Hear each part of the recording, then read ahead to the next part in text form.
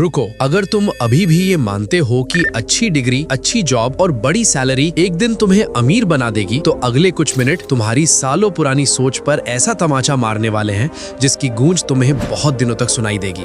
क्योंकि अगर डिग्री से अमीर बना जा सकता तो दुनिया का हर टॉपर करोड़पति होता, लेकिन हकीकत इसके बिल्कुल उलट है। चलो एक छोटा सा एक्सपेरिमेंट करते हैं। अपनी क्लास के टॉपर को याद करो, अब अपने शहर के सबसे अमीर इंसान को याद करो।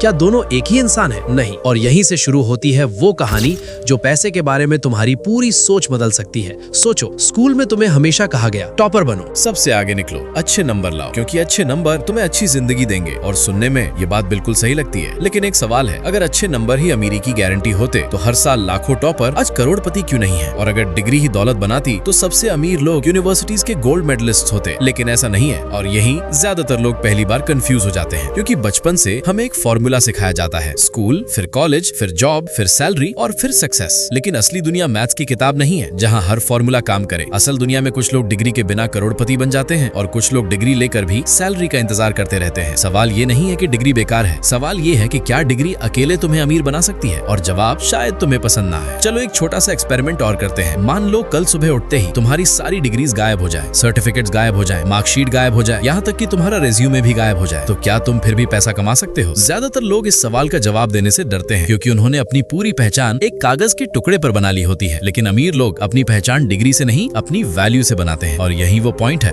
जहां खेल बदलना शुरू होता है। ध्यान से सुनो, दुनिया तुम्हें डिग्री के पैसे नहीं देती, दुनिया तुम्हें वैल्यू के पैसे देती है। यही वजह है कि एक इंसान 10 साल पढ़ाई करके भी 30,000 रुपए महीने कमाता है और दूसरा एक प्रॉब्लम सॉल्व करके करोड़ों कमा लेता है। फर्क मेहनत का नहीं, फर्क वैल्यू का है। और यही सच ज्यादातर लोगों को कभी नहीं बताया जाता। लेकिन रुको, अगर डिग्री अमीर नहीं बनाती तो फिर अमीर बनाता क्या है? क्या लक, क्या कनेक्शंस, क्या फैमिली बैकग्राउंड, या फिर कुछ और? यही वो सवाल है जिसका जवाब जानने के बाद मैंने पैसे को देखना ही बदल दिया। तो आखिर अमीर बनाता क्या है? उत्तर सुनने में बहुत साधारण लगेगा, लेकिन यही वजह है कि ज्यादातर लोग इसे इग्नोर कर देते हैं। अमीर लोग पैसे के लिए काम नहीं करते, वे एसेट्स बनाते हैं, ऐसी चीजें जो उनके लिए बार बार वैल्यू क्रिएट करे। सोचो, एक टीचर एक बार पढ़ाता है और 30 बच्चों की मदद करता है, लेकिन एक ऐप एक बार बनती है और लाखों लोगों की मदद कर सकती है। यही वैल्यू मल्टीप्लाई होती है। और शायद यही वो चीज है जो स्कूल की किताबों में नहीं सिखाई जाती।